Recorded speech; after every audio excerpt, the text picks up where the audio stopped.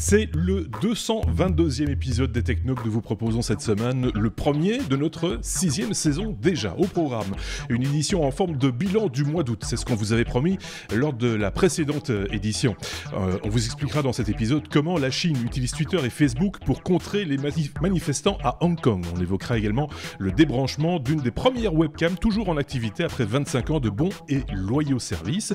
Il sera également question de la vidéo porno la plus sale jamais produite. On peut parler d'un film qui fout les boules. Dans cet épisode, et alors que la forêt amazonienne brûle encore, on évoquera l'idée d'une usine qui serait capable de faire le boulot de 40 millions d'arbres. Cet épisode se terminera entre autres choses par un double oui mais non et commencera dans quelques secondes par la lettre A comme Amazon. Vous avez juste le temps, si ce n'est déjà fait, de vous abonner à notre chaîne YouTube, de mettre un pouce vers le haut et on peut démarrer, il n'y a pas de souci.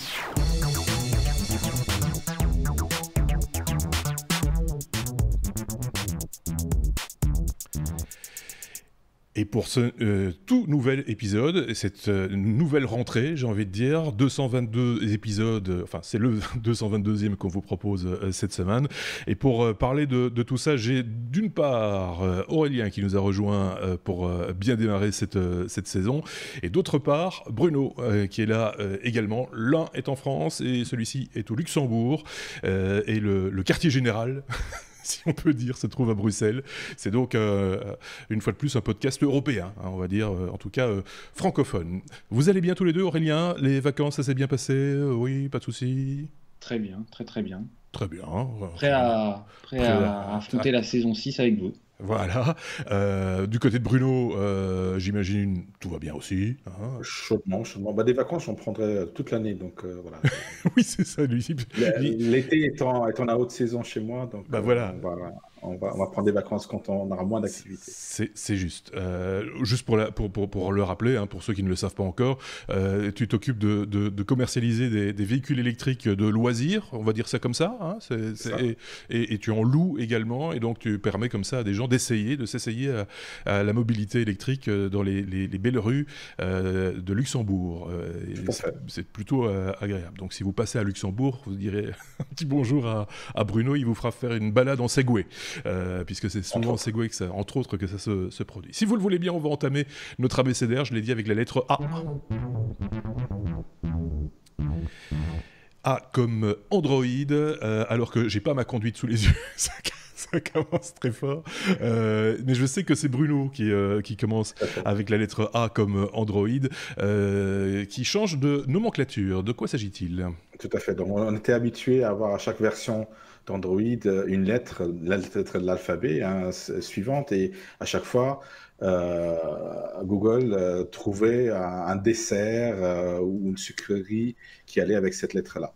Donc là, ils ont changé d'arrêter ça. Bah, ils sont arrivés à la lettre Q quand même.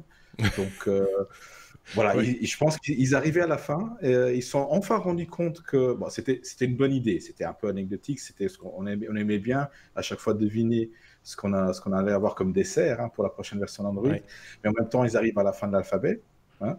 Ouais. Après, on peut recommencer l'alphabet, mais bon, avec d'autres noms. Mais ils se sont rendus compte quand même que les noms de sucreries, de desserts, c'est pas toujours très international. Donc, ils sont passés maintenant à des chiffres comme un peu tout le monde, ce qui est tout à fait logique. Donc là, la prochaine version ne sera pas Android Q la rumeur disait que ça serait Q comme quiche. Oui. Oui. Pour un coup de dessert, il y a mieux. Il y a mieux, voilà, exactement. Donc là, ils ont dit, on va revenir aux chiffres, on va dire, allez, faisons un chiffre rond, on va dire que ça sera la version Android 10. Pour être un peu de pair avec tous les autres. En même temps, ils ont profité pour un petit peu refaire leur CI, leur Corporate Identity, leur logo, parce qu'ils se sont aussi rendus compte que jusqu'à présent, Android était sur lettre verte, police verte, police de caractère verte, et souvent, comme on associait ça avec d'autres couleurs, ça passait pas très bien. Donc là, nouveau logo, nouvelle nomenclature pour à peu près la même chose. Donc on reste sur la continuité, c'est juste les apparences qui changent. On parlera à l'occasion d'ailleurs des évolutions de cette nouvelle version d'Android 10. On va pas là en faire l'étalage dans cet épisode-ci qui, je le rappelle, reprend un peu l'actualité du mois d'août. On essuie un peu les plâtres. Ceux qui ont l'image se rendent compte qu'on a changé 2-3 petits trucs aussi au niveau du design. Donc on se remet un petit peu en route, hein, avec de temps en temps des petites erreurs, des choses comme ça. Donc voilà, vous vivez tout ça en direct avec nous. On fait ça de manière tout à fait normale. Est-ce qu'on en a fini avec la lettre A comme Amazon, Bruno? Est-ce qu'on peut passer à la suite? Comme Android, on peut passer maintenant à la suite. Oui, comme Android. J'avais dit Amazon. Oui. Ah, bah zut alors. C'est parce qu'on a changé un truc. Bon, voilà, c'était A comme Android. Ça aurait pu être A comme... Arrêtez, quoi. C'est comme carbone, ça je l'ai évoqué dans le sommaire. Oui, il est possible de remplacer les arbres par une usine, manifestement. En tout cas, c'est ce qu'on suppose, Aurélien. Oui, tout à fait. C'est une news qui est passée là au mois d'août d'une entreprise canadienne qui s'appelle Carbon Engineering, qui donc c'est une société qui ça fait un petit bout de temps maintenant qui sont implantés. Ils ont notamment comme actionnaire Bill Gates, et puis ils ont quand même levé 60 millions d'euros pour créer une usine qui ferait 12 hectares et qui aurait comme particularité d'absorber du CO2, rôle que les arbres font très bien. Hein. Et par an, ils estiment que ça absorberait la quantité de CO2 de 40 millions d'arbres. Ah, pas mal, ouais. Alors, je fais toujours attention à ce genre de news parce que ça annonce des chiffres très importants, mais il faut réellement savoir ce qu'il y a derrière. Alors, j'ai fait quelques petites recherches. Il y a 41 milliards de tonnes de CO2 rejetées par l'homme par an. D'accord. 41 milliards. Sur ces 41 milliards, il y en a 87% qui sont liés à la combustion des combustibles type pétrole, charbon, gaz. Il y en a 9% qui sont liés à la déforestation et au changement d'utilisation des sols, et 4% qui sont liés à l'industrie. D'accord. Sur les 87% qui sont liés à la combustion du pétrole, du charbon, du gaz, alors j'étais assez surpris. Il y en a 41% qui sont liés à la production d'électricité et de chaleur, et 22% liés au transport. Ok. Donc ça fait quand même quand on regarde 22% de 41 de 87% de 41 milliards, ça fait quand même déjà pas mal de tonnes. Ouais. Alors ce qu'il faut savoir, c'est que ces usines, elles n'absorberaient que quelques dizaines, voire centaines de tonnes de CO2 par an. Donc je trouve ça très bien qu'il y ait des gens qui cherchent à limiter les quantités de CO2 émises et puis à limiter les méfaits de ce CO2, mais c'est vrai qu'on peut se poser la question de se dire c'est peut-être une première usine d'un nombre important d'usines de ce type-là, mais pour l'instant ça reste quand même des choses anecdotiques. Alors le procédé de cette usine-là, en fait, ils captent le CO2. Ils font un forage et ils l'enfouissent sous terre. Ça, c'est le principe. Ouais. Et à la marge, ils créent du carburant avec. Il y a notamment une autre société qui s'appelle Climeworks, américaine ou canadienne, je ne sais pas, qui fait déjà ça et qui régénère du carburant avec ça, notamment pour les avions. Donc voilà, c'est un beau projet, c'est une chose d'envergure, il y a des gros investisseurs derrière, il y a beaucoup d'argent. C'est à mon avis une très très belle chose. Maintenant, ça reste à mon sens une quantité absorbée de CO2 qui reste. À mon avis, il y a beaucoup plus. Enfin, je sais pas combien il y a des millions d'arbres sur Terre, mais à mon avis, c'est beaucoup plus que 40 millions. Oui, c'est ça. Mais le chiffre est impressionnant dans l'absolu. Tu dis 40 millions, c'est énorme, machin. Évidemment, il y a plus de 40 millions d'arbres sur la planète, on ose espérer en tout cas. Encore, il en reste, malgré tout. Et donc voilà, c'est peut-être le début, c'est le début de quelque chose. Voilà, il faut quand même faut reconnaître que l'idée n'est pas mauvaise. Il faut voir effectivement sur le long terme ce que ça va donner. Bruno avait un truc à rajouter. Moi, j'ai passé une autre news justement en août aussi à ce sujet-là. Dans le même esprit, c'est des arbres, enfin un arbre artificiel qui va remplacer des centaines, des milliers d'arbres, mais lui situé aux endroits stratégiques, donc sur des carrefours, là où il y a beaucoup de pollution, et par un procédé de photosynthèse dû à des algues dans l'eau, ça allait transformer donc directement le CO2 en oxygène et en énergie. Donc ça sera un peu la combinaison de tous ces différents procédés qui permettra effectivement de résoudre ce problème qu'on a de surproduction de CO2 dû en grande partie effectivement au transport et à la production d'énergie encore. Hein. Donc, voilà. Il me semble que j'avais entendu parler, mais de ça quelques années maintenant, de béton capable d'absorber également une partie du CO2, ce qui serait idéal le long des routes par exemple, ou à des endroits où il y a des congestions d'automobiles éventuellement, pourquoi pas. Je ne sais pas où ça en est d'ailleurs, faudrait qu'on ouvre l'œil là-dessus, parce que c'est vrai que c'est parmi l'arsenal de solutions possibles, c'en est une par excellence peut-être. Bruno. Après, la solution ultime, c'est quand même de pas tuer les arbres. Hein. Voilà. L'autre solution aussi, c'est de ne pas polluer. Voilà. C'est la base. C'est ce que je voulais rajouter. Je pense que, bon, elle est très bien cette usine au Canada, j'ai rien contre, mais on ferait tous, on irait chercher notre pain en vélo plutôt qu'en voiture, les 65 millions de Français ou les jeunes. Enfin, voilà. C'est autant de tonnes de CO2 en moins. Oui, il y a moyen déjà de limiter la production de CO2 de manière assez drastique en faisant simplement des solutions de bon sens, hein, quelque part. C'est ça aussi. Pour redonner un ordre de grandeur, peut-être que Bruno pourra me contredire ou infirmer ce que je dis, mais il me semble qu'une voiture diesel, c'est on va dire moyenne, c'est 100 grammes de CO2 au kilomètre. Alors là, c'est un peu plus que ça. Vous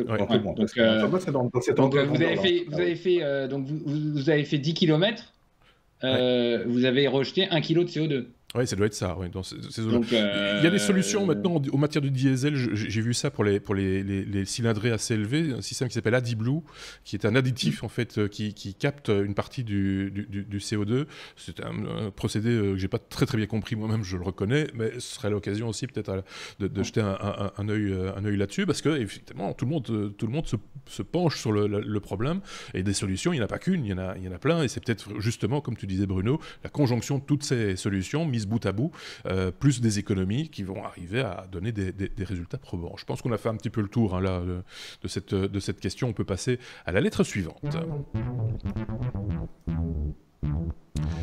La FogCam, c'est une des plus vieilles webcams qu'on connaisse sur le web. 25 ans d'âge, si je ne dis pas de bêtises, Bruno. C'est ça. Elle est considérée comme étant la webcam la plus ancienne encore en activité. Donc à San Francisco, a été mise en place par à l'époque, deux étudiants à l'université de San Francisco en 1994. Donc au début, elle filmait, enfin, elle faisait des screenshots toutes les 20 secondes. Après, elle a streamé, mais elle n'a jamais été interrompue. Donc elle est vraiment considérée comme étant la webcam la plus ancienne sur le net. Donc ça date d'avant tout ce qu'on connaît. Hein. Oui, c'est vrai. Donc c'est l'année où Netscape est sorti. Pour vous dire. Pour ceux qui ont connu Netscape. Ça vous dit quelque chose? Non, c'est parce que c'était il y a 25 ans. Il y a 25 ans, on ne parlait pas encore trop d'Internet. C'est l'année avant la sortie de Toy Story, le film, pour vous dire. Donc, ça va vous parler peut-être mieux. Oui, peut-être.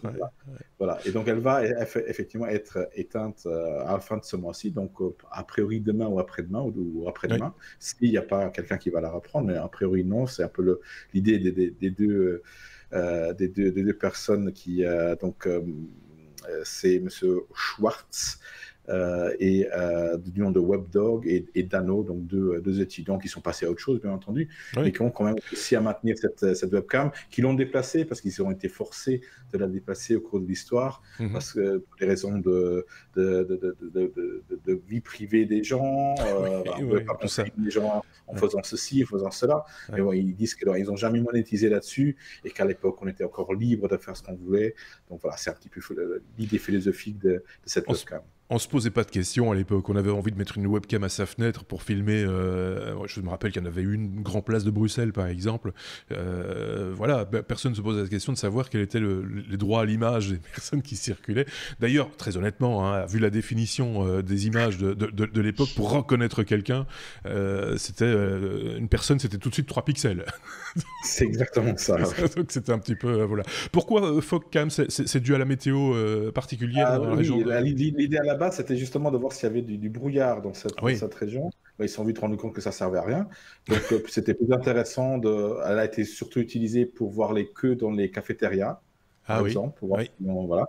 Ou des places de parking. À certains endroits, elle était placée sur un endroit où il y avait des problèmes de parking. Donc les gens celle de la machine à café, ça je m'en souviens, c'était chez un opérateur français, si je dis pas de bêtises. J'ai peur de me tromper, mais il me semble que c'était une webcam française où ils avaient mis, je pense que c'était à Canal+, si je dis pas de couillonnade, où ils avaient mis une webcam devant la machine à café, comme ça ils savaient s'ils pouvaient aller à la machine à café parce qu'elle était libre, ou bien s'il y avait une file et que ça allait prendre du temps. Et apparemment, elle est restée, à un moment donné, elle est devenue publique, tout le monde y avait accès, et donc on pouvait voir comme ça les gens qui bossaient.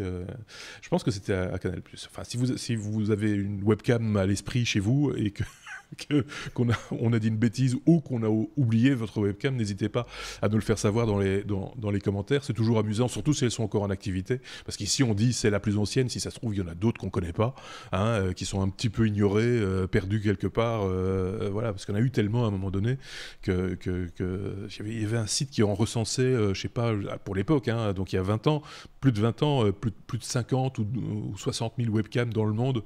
C'est juste, aujourd'hui, c'est un peu risible. Mais pour l'anecdote, il y a un de nos chroniqueurs, Sébastien, qui avait même développé une application qui recensait toutes ces webcams-là. Donc, vous pouvez suivre toute la planète sur une application de Sébastien. Sébastien, celui avec des cheveux. Oui, c'est ça, oui. Ah ben voilà, peut-être qu'il voulait ressortir le code source et retrouver quelques anciennes webcams, si ça se trouve, effectivement, il est encore en activité. Tout ça est bien amusant, et c'est vrai que c'était du coup une ouverture sur le monde qu'on ne connaissait pas. Hein. C'était ce qu'on voyait du monde, on le voyait par le cinéma ou la télévision, et bien souvent c'était très cadré, voilà. Là, on montrait des choses complètement un carrefour, et en direct, à raison d'une image toutes les 20 secondes ou 10 secondes. Au début, c'était un petit fichier JPEG qui était généré et uploadé en FTP sur le serveur. Donc voilà, c'est comme ça que ça fonctionnait à cette époque-là. Les plus jeunes auront compris que c'était quand même pas top. faut bien le dire. Sauf si Aurélien veut rajouter un truc, on peut passer à la suite. Ouais, c'était très, très en vogue aussi dans les stations de sport d'hiver. Comme ça, vous saviez s'il y avait de la neige avant de partir au ski et tout. Exact, et sur les plages aussi. Il me semble. Sur certaines plages, il y en avait également des webcams comme ça. Et il y en a même eu qu'on pouvait commander à distance. Il fallait faire la file, hein, il y avait un petit compteur, et alors vous cliquiez sur un bouton, et 1 minute ou 2 minutes plus tard, vous aviez la main sur la webcam pendant une dizaine de secondes, vous pouviez zoomer, tourner la webcam, etc. Enfin voilà, on va pas faire les vieux cons non plus, mais ça a existé, voilà, autant le savoir, ça a existé. On est à la lettre G comme Google. Alors, la clé de sécurité Titan est maintenant disponible en France. Il faut que tu nous rappelles de quoi il s'agit, Aurélien, parce que cet été, on l'a passé au soleil et on a un petit peu tout oublié. Il faut bien le reconnaître. Alors, il s'agit de l'authentification multifactorielle, c'est-à-dire que pour accéder à vos comptes en tout genre, on connaît le mot de passe, on connaît l'outil de générateur de mot de passe, on connaît la double authentification, vous tapez un mot de passe, on vous envoie un SMS sur votre téléphone et vous rentrez un SMS, et vous rentrez un code que vous avez reçu par SMS. Et donc plus sécurisant plus sécuritaire que le SMS, il y a la clé de Google. Alors ils ne sont pas les seuls sur le marché, j'en parlerai tout à l'heure. Mais donc, la clé Titan, qui était un produit qui a été vendu aux US et lancé aux US à partir de juillet 2018, qui sort maintenant en France, au Royaume-Uni, en Italie. Non, attendez, en France, au Royaume-Uni, je reprends mes notes. Au Canada et au Japon, pardon. D'accord. Au prix de 55 €, donc vous pouvez l'acheter.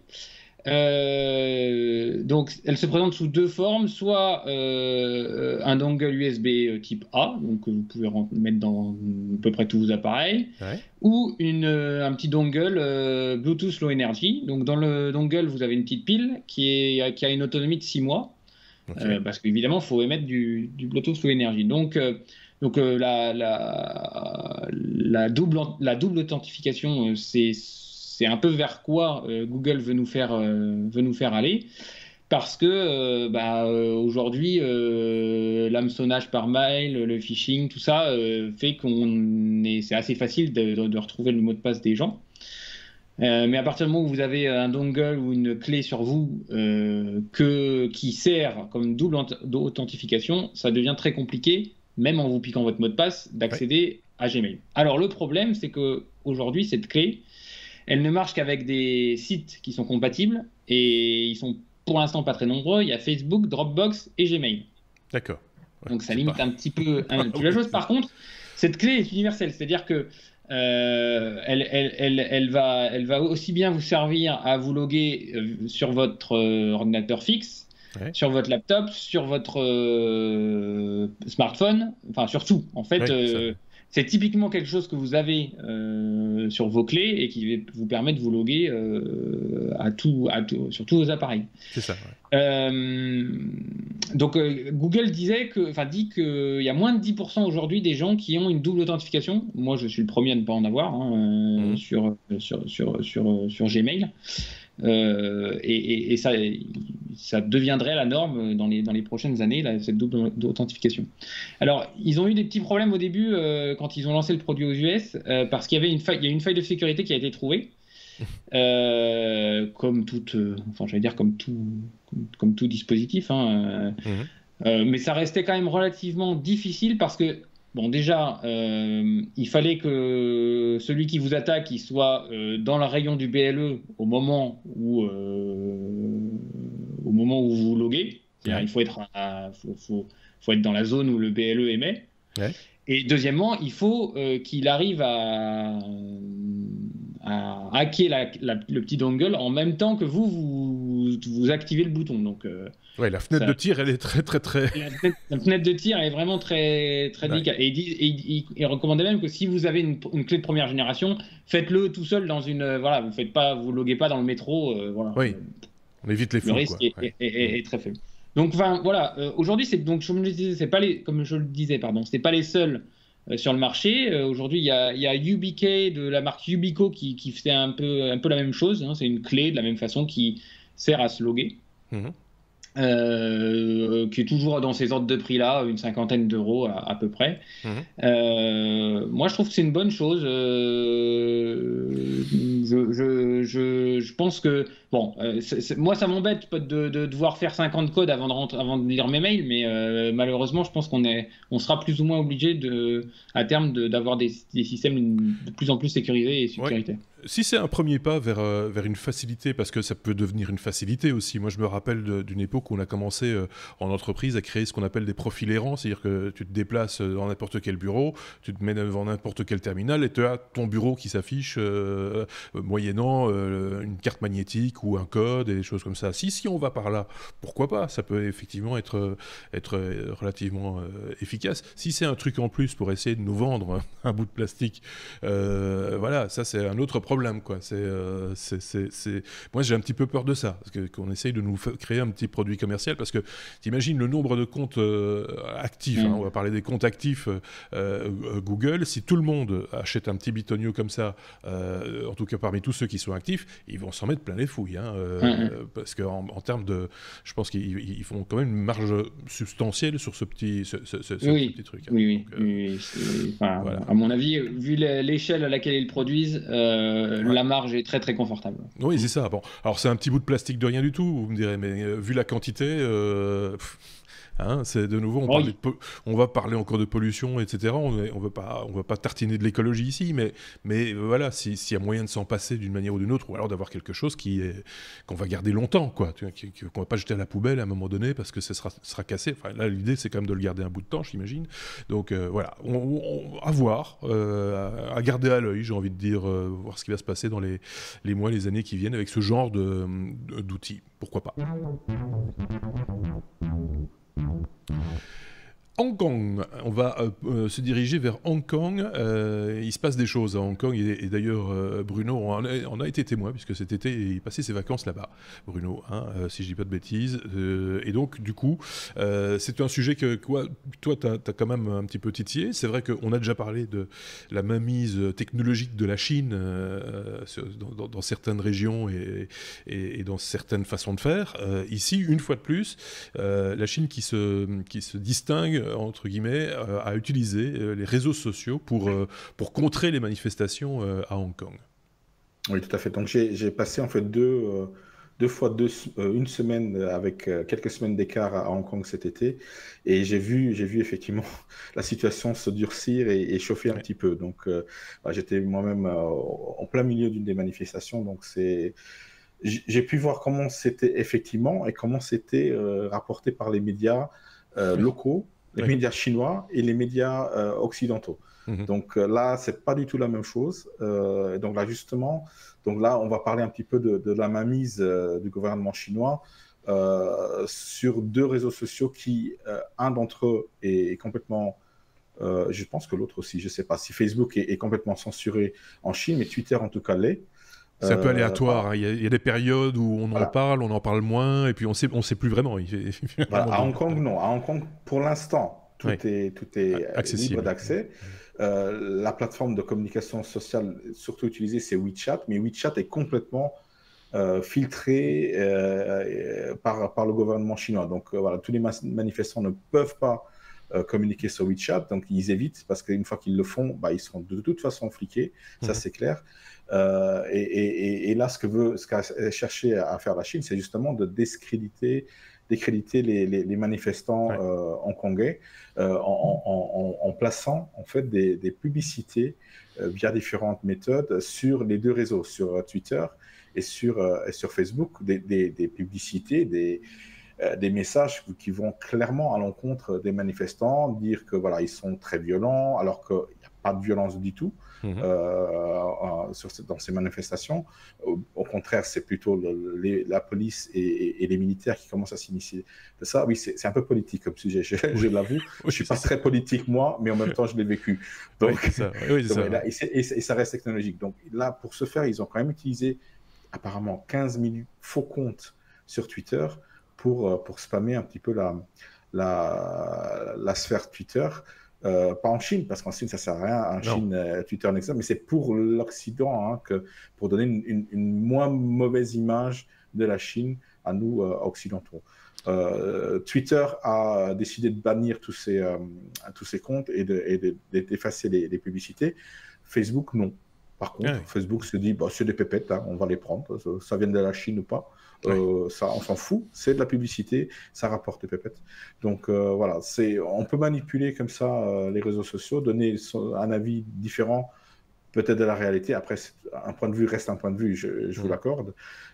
Mais ayant été en plein milieu de ces manifestations et de ce qui tourne autour, ayant discuté beaucoup avec des manifestants et des Chinois et des Hongkongais et des étrangers à Hong Kong, je vois qu'effectivement, j'ai vu qu'effectivement, on donne une toute autre vue, ou la Chine veut donner une toute autre vue de ce qui se passe effectivement à Hong Kong. Et il y a un gros risque, ça c'est vraiment très politique, et au niveau de la liberté, il y a encore, aujourd'hui, il y a un article qui a été publié qui dit que la Chine va vouloir censurer tout Internet, de mettre en fait toutes les connexions de Hong Kong derrière un pare-feu, un firewall, et donc librement pouvoir bloquer n'importe quel service du jour au lendemain, bien entendu, ce qui va créer beaucoup de problèmes à toutes les sociétés commerciales qui ont pied à Hong Kong. Et c'est ça a été par le passé vraiment la porte entrée de l'Asie et de la Chine pour le commerce. Et Hong Kong est en train de se fermer une porte entrée vers ça. Donc, je ne suis pas sûr que ce soit la bonne direction à prendre. En tout cas, c'est quelque chose qui va à l'encontre des droits de l'homme. Et ils utilisent la technologie parce qu'on vit dans la technologie de nos jours. Donc, effectivement, il fallait qu'on en parle un petit peu. Toi-même, en dehors de l'aspect plus vacances du séjour, tu avais projeté à un moment donné d'aller justement visiter des usines du côté de Shenzhen, etc., qui t'intéressaient. Tu n'as pas pu le faire, du coup, c'était exclu. Non, je ne l'ai pas pu le faire parce qu'il y avait déjà des militaires qui étaient en train de se stationner du côté de Shenzhen, justement, qui est vraiment la partie nord de Hong Kong, la frontière avec la Chine. Et donc là, ils commençaient à bloquer toutes les sorties. Donc les Occidentaux étaient mal vus parce que un occidental pourra lui-même filmer, donner son point de vue, témoigner de cela de manière plus ou moins neutre, et ça, ils veulent pas. Donc voilà. On va voir ce qui va se passer une fois de plus. C'est un petit peu hors sujet en ce qui concerne les technos, quoique il y a énormément de choses qui se décident et qui se font grâce à Hong Kong au niveau technologique. Aurélien, je pense que tu en sais quelque chose aussi. Enfin, c'est un acteur, Hong Kong, en tant que ville, en tant que pays, enfin en tant que région dans le monde. C'est un acteur technologique important, donc ça mérite quand même qu'on se penche dessus quelques minutes, comme c'était le cas aujourd'hui. Et on en reparlera évidemment à l'occasion, si l'occasion se présente dans un futur proche, ou pas d'ailleurs. On peut passer à la suite. On va faire un peu de nettoyage. J'ai sorti les blocs, j'ai sorti j'ai des éponges et tout. On peut tout nettoyer. C'est ce que va faire de Clean Up Company, je vais y arriver. Aurélien, ça y est, c'est parti. Cette entreprise, cette start-up va pouvoir commencer à nettoyer les océans. C'est ça l'objectif de cette entreprise. Oui, alors on en a déjà parlé dans les technos. Il me semble que c'est Xavier qui en avait un petit peu parlé, mais brièvement. Je vais refaire le film et puis je vous expliquerai ce qu'ils font de nouveau. En fait, en 2010, il y a un petit néerlandais qui est âgé de 16 ans à l'époque, Boyan Slat. Mais c'est pas un jugement de valeur. Quand tu dis petit néerlandais, c'est parce qu'il était jeune, quoi. C'est pas. Oui. Il avait 16 ans. Voilà, c'est ça. Et donc, il faisait du snorkeling, du tuba en Grèce, peut-être pendant ses vacances, je sais pas. Et il fait un constat assez fou. Il se dit, il y a plus de plastique à regarder avec mon tuba que de poissons à voir. Il se dit, mais est-ce que je peux faire quelque chose pour ça ? Et donc, il commence à s'intéresser à ça dans ses études. Et il se dit, il y a des milliers de tonnes de plastique qui sont à la surface des océans. Comment on peut faire pour nettoyer tout ça ? Donc, il étudie la chose. Il se rend compte qu'il y a des courants, dans les océans, il y a des courants, que ces courants, ils emmènent les déchets plastiques tous au même endroit. Dans plusieurs endroits, mais il les regroupe en tous les cas. Ces courants regroupent les déchets plastiques.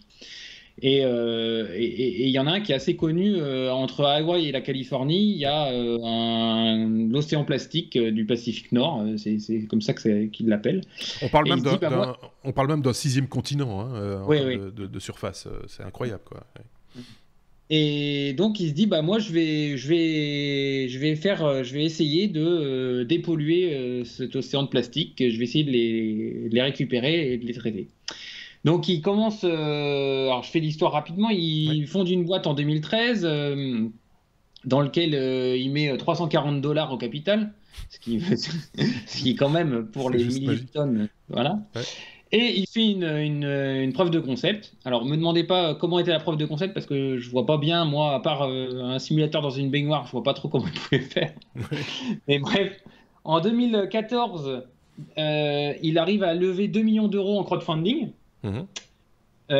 pour commencer à cartographier les océans de plastique et voir comment il peut faire pour passer de sa preuve de concept à quelque chose de plus industriel. Et il fait une levée de fonds en 2017 avec donc sa boîte The Clean Up Company de 21,7 millions d'euros. Donc là, ça commence à être sérieux. Donc là, il a des scientifiques, des ingénieurs avec lui, et il commence à mettre au point des espèces de bouées flottantes une espèce de gros boudin qui fait un arc de cercle. Voilà, vous le voyez sur l'écran, qui flotte donc. Et ce boudin, il est porté par le vent et il y a une sorte de... Donc ça, il fait un arc de cercle et vous avez derrière un parachute qui est dans l'eau qui vise à freiner ce flotteur. Et à récupérer, en tous les cas, à piéger les déchets plastiques.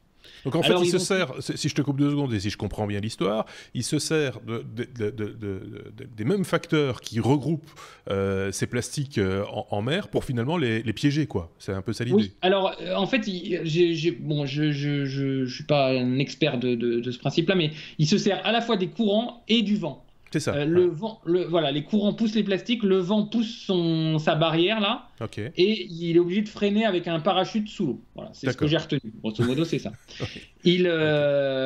Alors, ils ont fait pas mal de tests. Ils ont fait ils appellent système 001. Ça devait être le premier, on va dire, prototype grandeur nature à échelle 1, qui a eu en début d'année là quelques petits soucis puisqu'ils ont eu toute une zone du filet de récupération des plastiques qui a cédé. Ils ont eu des problématiques, donc ils ont dû rentrer au port et trouver l'origine de la panne, de la casse. Et là, donc c'est au mois d'août, là, ça y est, ils ont réparé, ils ont mis quelque chose de plus solide au niveau du parachute, puisqu'il y avait eu aussi une casse à ce niveau-là, et c'est reparti. Et son objectif, c'est de récupérer 50 tonnes par an de plastique dans ces filets et de les remonter et d'aller les traiter à un endroit. À terre. Les mauvaises langues diront c'est pas beaucoup, hein, parce que c'est vrai qu'à l'échelle de ce qu'il y a dans la mer, mais en même temps ça ne demande pas d'énergie, c'est juste des idées en fait. Il suffit de lancer le bidule, si je comprends bien, de le surveiller quand même, mais ça ne dépense pas d'énergie, ça se sert des courants, ça se sert du vent, donc c'est bon à prendre, quoi. C'est en théorie. Ah, et puis je trouve que le principe déjà et l'idée est franchement astucieuse et franchement je trouve que c'est très bien. Et surtout le parcours d'entrepreneur de ce petit gars, il n'y a rien de péjoratif dans ce que je dis, 16 ans qui part de là et qui aujourd'hui a 25 ans et qui est à la tête d'une boîte on n'est pas là non plus pour faire de l'écologie comme tu le disais tout à l'heure, mais c'est vrai que c'est une bonne idée. Il a eu des investisseurs à un moment et il en faut bien qu'ils s'occupent de ces océans de plastique à détruire. Parce qu'ils sont là, hein, donc les plastiques, c'est pas pour pouvoir en polluer plus à son aise, c'est déjà pour nettoyer la crasse qui s'y trouve actuellement, c'est déjà pas mal. C'est comme on l'a dit là tantôt, comme toujours, c'est une des solutions parmi un paquet d'autres certainement, dont celle d'arrêter de foutre du plastique à la mer, quoi. Ça me semble être là aussi du bon sens.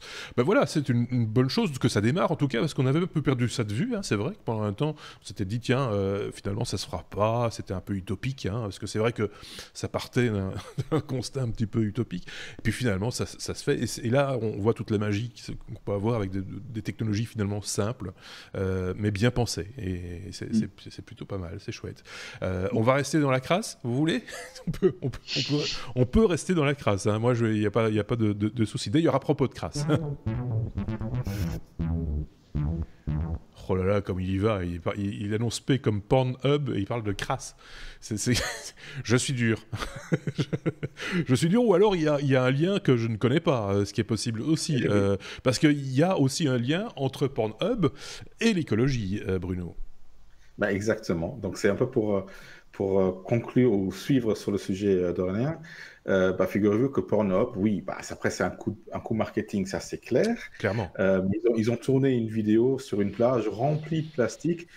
Où vous allez comprendre que c'est pas un documentaire, hein. Pornhub ne fait pas dans des commentaires. Non. C'est une vidéo cochonne, hein, cochonne. Oui. Hein. Oui. Voilà. Donc, et pour dire, donc, le président de Pornhub dit nous on est cochon chez Pornhub, on est sale, mais c'est pas pour ça qu'on va laisser nos plages rester sales.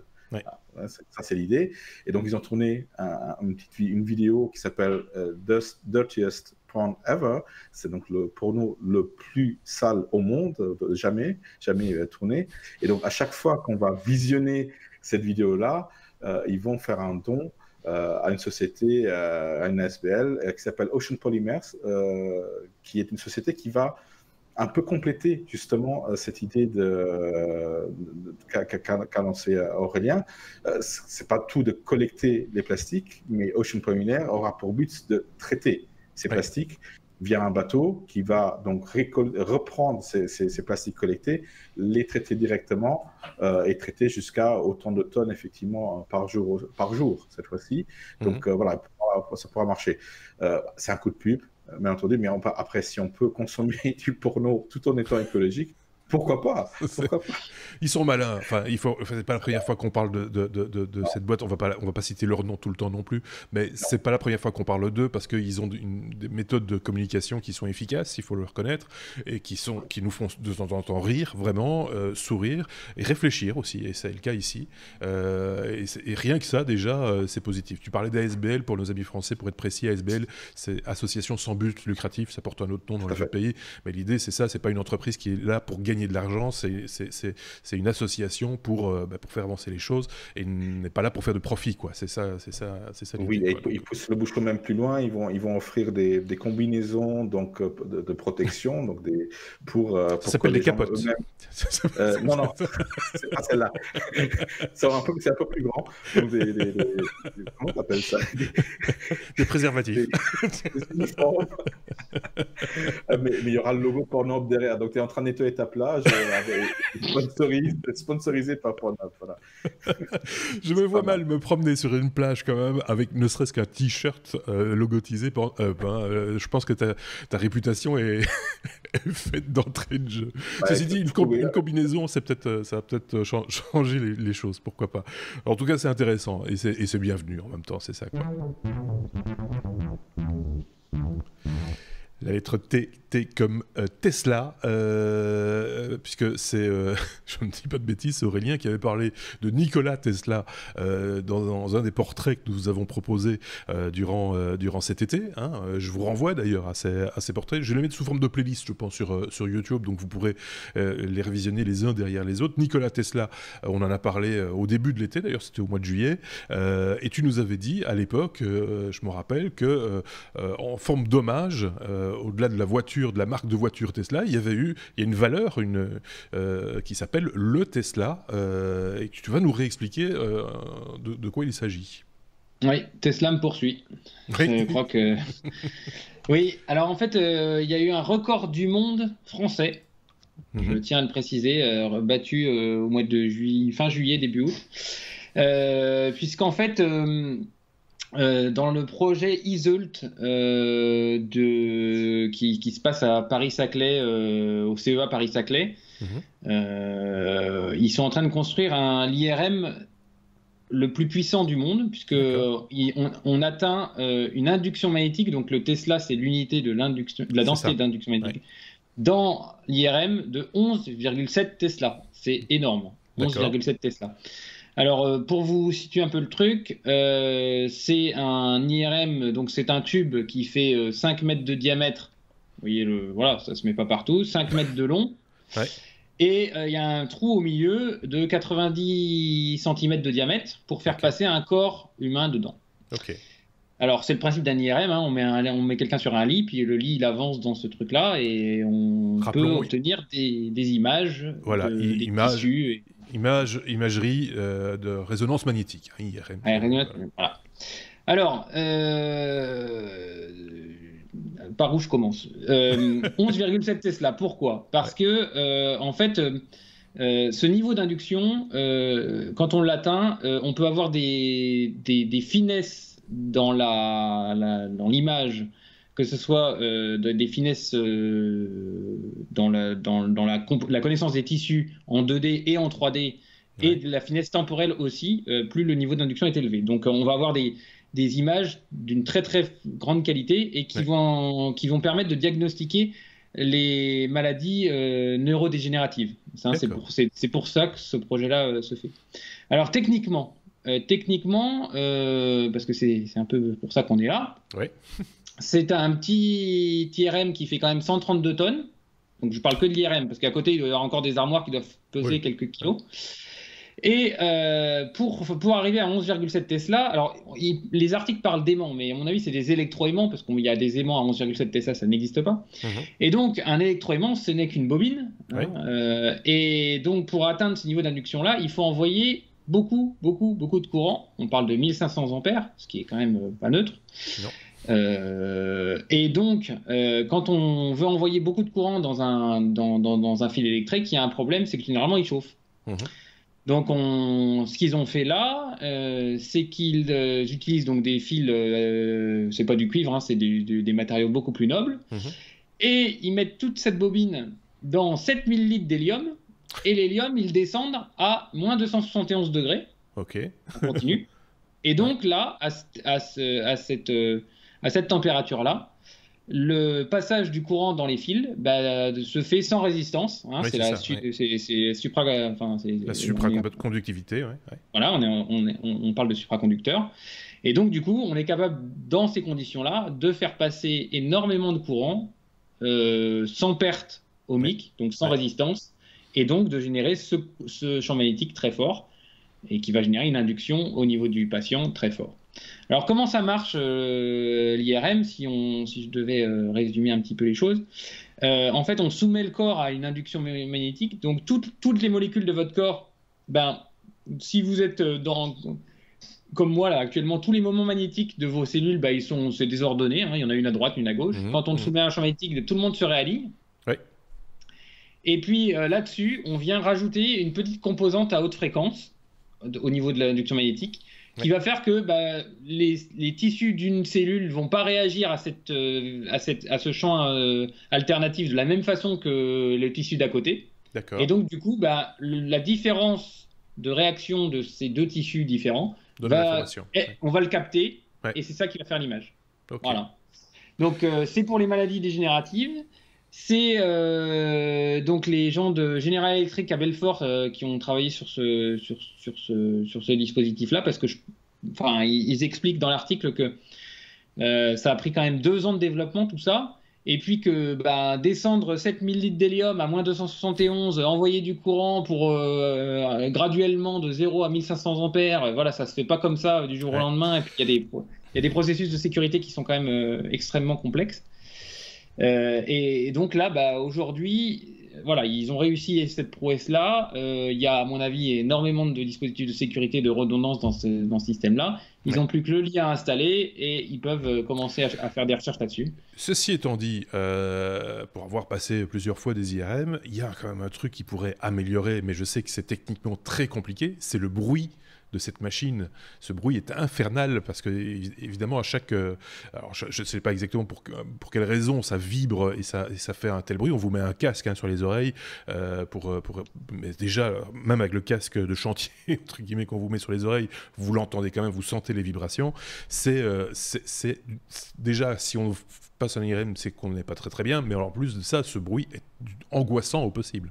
Et je pense qu'on ferait une avancée magnifique en termes d'imagerie médicale et de traitement des patients si déjà on trouvait des solutions pour rendre ça moins dramatique. Je pense aux enfants, par exemple. J'ai vu des IRM pour les enfants où ils avaient un petit peu dédramatisé le truc en faisant un espèce de vaisseau spatial, dessiner des martiens et des planètes et des trucs du genre, en disant aux enfants, tu veux monter dans une fusée et ça va, voilà. Et les enfants ont cet imaginaire que nous n'avons plus, peut-être, et qui arrive comme ça à surmonter cette espèce d'angoisse. Mais quand on vous fait un IRM du cerveau et que vous ne pouvez pas bouger, que vous a mis une espèce de casque sur la tête pour vous tenir, vous en êtes pas large, ça je peux vous dire. Alors le gros machin là, comme le visuel qu'on a vu, cette espèce d'énorme électroaimant, moi il me file un peu la trouille, soyons très clairs. Mais il faut le reconnaître, si ça fait avancer les choses et si ça permet de soigner des gens et de mieux comprendre ce qu'ils ont, tant mieux, mais il faut déjà passer dans la machine.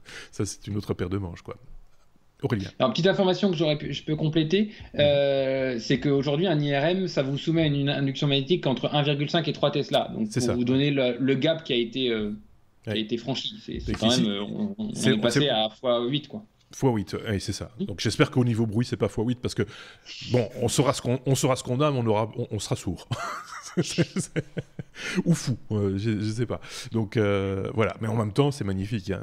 C'est des technologies extraordinaires et c'est des moyens colossaux. J'imagine que les gens qui devront passer par là auront un remboursement de la mutuelle assez costaud.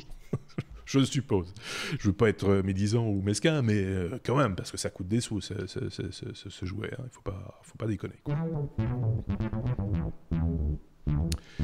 On est à la lettre T. T comme traversée, alors que j'ai perdu ma conduite. C'est nouveau aussi. On va parler de la traversée de la Manche qui a été réussie. Alors, certains diront « Ah oui, on l'a vu à la télévision ». Oui, vous avez vu une traversée de la Manche, mais pas celle dont on va vous parler parce qu'elle est passée un petit peu inaperçue, cette traversée-là. C'est une traversée de la Manche en avion électrique, complètement électrique, Aurélien. Oui, tout à fait. Alors nous, on va vous parler de la traversée de la Manche, Angleterre-France. Ouais. Vous avez vu France-Angleterre. Ouais. On va y revenir après. Donc en fait, c'est Airbus avec son projet IFAN, donc d'avion complètement électrique. Alors, on parle d'avion, mais ça fait 6,70 m de long par 9,50 m de large. Donc c'est un petit avion biplace qui fait 600 kg, c'est moins lourd qu'une voiture. Et qui a une vitesse, donc qui a franchi Leeds, Calais, donc 70 km en 40 minutes. C'est pas non plus, ça ne vole qu'à 160 km/h en vitesse de croisière et un peu plus de 200 en vitesse max. Pas mal quand même. Donc c'est pas mal, mais un avion de ligne va beaucoup plus vite. Oui. Donc, on peut comparer ça à ça. C'est le premier avion électrique complet à avoir fait cette traversée. Il y a deux moteurs. Alors les enjeux, il y a deux moteurs électriques qui font chacun d'entre 60 kW, ce qui n'est pas, voilà, ça m'a pas. Je pensais que c'était, j'aurais imaginé que c'était bien plus que ça. D'accord.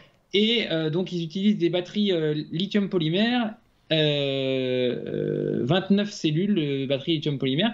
Alors un des enjeux techniques et technologiques de ce truc-là, c'est qu'ils avaient vent contraire. Donc a priori, ils ont quand même, c'était pas si évident que ça.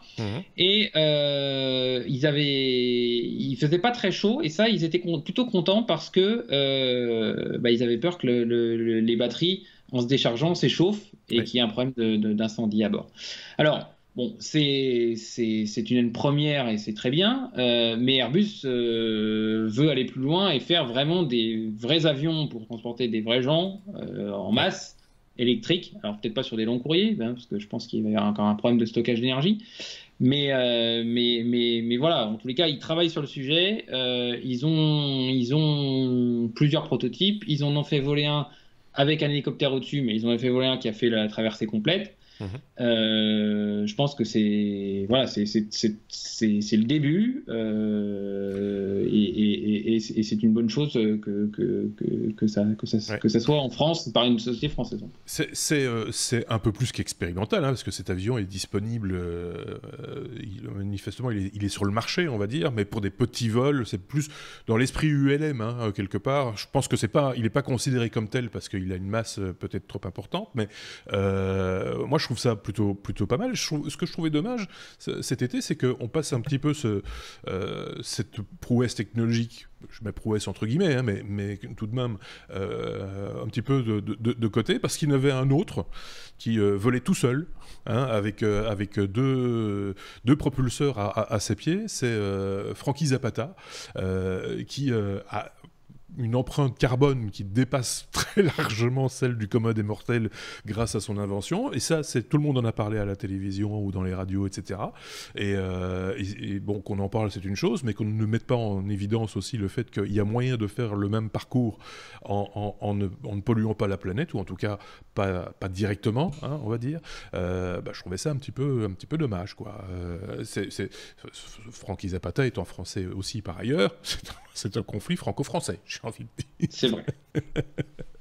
Mais voilà, je sais pas ce que tu en penses, mais voilà. Alors pour compléter les choses, d'après l'article qui est mis en lien, la traversée ne coûterait que 2 euros en électricité. C'est magnifique, quoi. Je pense que EasyJet peut aller se rhabiller assez vite. C'est ça. Parce que le vol low cost, ils ont gagné. Hein. Oui, c'est ça. Et puis l'autre Francky Zapata, je ne sais pas combien de litres de carburant. Plusieurs dizaines, ouais. Ouais, c'est plusieurs dizaines de litres de carburant avec une pollution. Voilà, ce sont des choses totalement différentes, hein, soyons très clairs, mais c'était juste pour dire qu'il y avait un petit conflit dans la présentation des actualités à un moment donné, quoi. Donc c'est juste ça qui est un petit peu dommage. Mais voilà, ça mérite d'exister, cet avion électrique. Il y en aura certainement d'autres, hein, soyons clairs, encore des expérimentations et c'est bien que ça aille dans ce sens-là aussi, parce que voilà, c'est dans l'ordre des choses.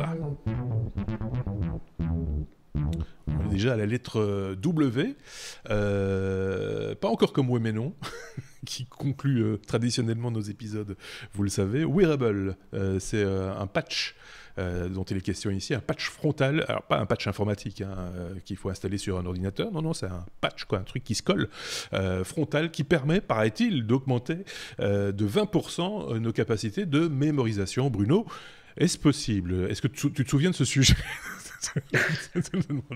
Est-ce que tu t'en souviens de ce sujet?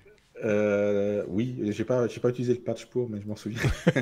Non, c'est le rêve de tout être humain, c'est de pouvoir apprendre quelque chose plus efficacement. Oui. Hein, les étudiants, ceux qui apprennent des langues, etc.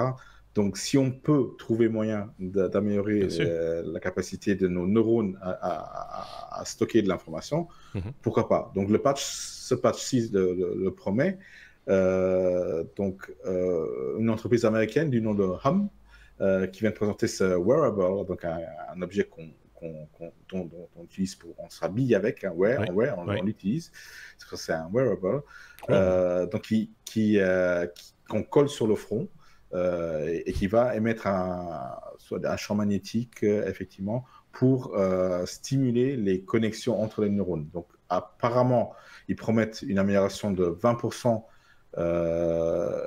pour une utilisation de 15 minutes, et l'apprentissage boosté va durer 90 minutes au total. Donc on pourra l'utiliser, il conseille de ne pas l'utiliser trop souvent, donc 2 fois par jour maximum. C'est un patch réutilisable, donc avec des petites batteries qui va émettre donc, ce flux magnétique, donc régénéré par l'électricité. À voir si ça marche, ça sera commercialisé début d'année prochaine. Déjà. Donc moi, j'ai hâte de l'essayer. Premier patch sera envoyé février 2020. Donc moi, je suis en train d'apprendre une nouvelle langue, donc j'aimerais bien que ça aille plus vite. donc je vais le tester pour vous. Ce sera probablement lors d'un hors-série si j'arrive à mettre la main dessus. Mais pourquoi pas? Donc si on peut utiliser la technologie pour stimuler le corps, que ça soit vraiment efficace, on va voir. Hein. Moi, je trouve que le nom de l'entreprise est bien trouvé, hein, parce que j'ai envie de faire HU2M, hein, c'est le nom de l'entreprise qui a créé ce patch. J'ai toujours trouvé ça un petit peu ésotérique, ces bidules-là. Tu vois, genre de truc, avec ça, vous allez apprendre plus vite. Je demande à voir. Clairement, il y a quand même 30 ans de recherche derrière. Oui, mais on a dit la même chose avec les questions d'isolation sensorielle. Rappelez-vous, on vous a baigné dans un bain d'eau saturée en sel pour flotter, pour ne plus avoir de contact, enfin voilà, et là on allait apprendre les langues beaucoup plus vite, etc. On n'en a pas fait des tonnes non plus, hein. Je veux dire, même si l'instant est peut-être agréable, je dis pas le contraire, sinon tout le monde y passerait. Dans les écoles, tu aurais des baignoires, quoi. Je vois mal les jeunes gens aller à l'UNIF et arriver en cours, se coller un truc sur le front pour apprendre plus. Enfin, je sais pas. Qui sait je suis dubitatif. C'est déjà quelque part un petit oui mais non, hein, ton truc. C'était déjà un petit oui mais non. C'est à W, mais voilà. Ouais, déjà deux oui mais non à suivre. Oui, Rebel.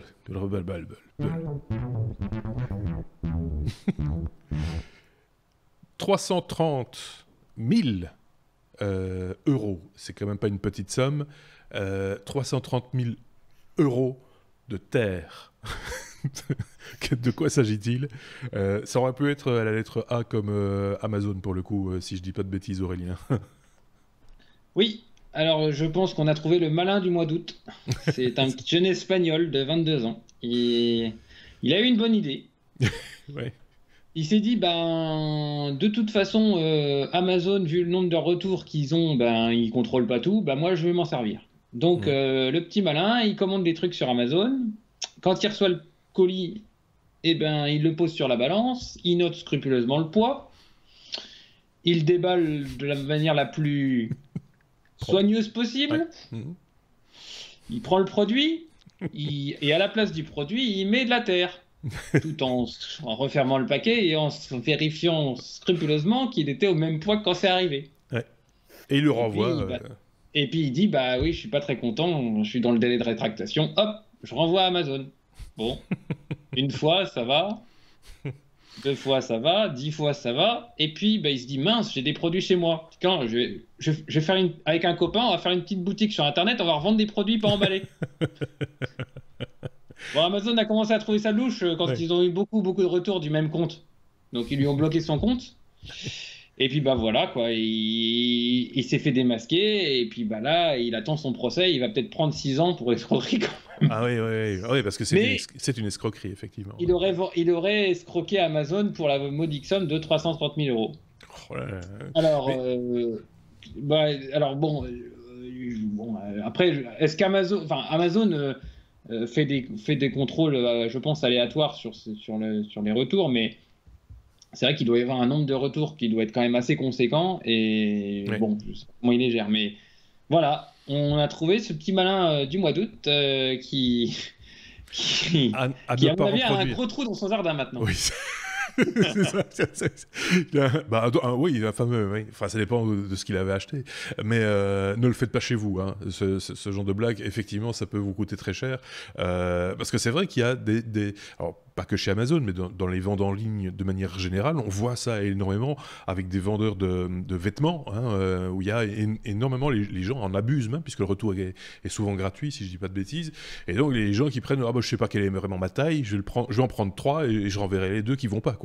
Et donc, c'est à un moment donné, je me demande effectivement aussi comment sont gérés ces retours, parce que c'est quand même un trafic qui se fait du coup d'envoi, de retour, etc. De nouveau, il y a un petit côté écologique derrière qui est quand même pas super top. Mais alors en plus de ça, si on renvoie de la terre, voilà quoi, c'est quand même un petit peu particulier. Mais c'est pas le seul oui mais non de l'épisode 222.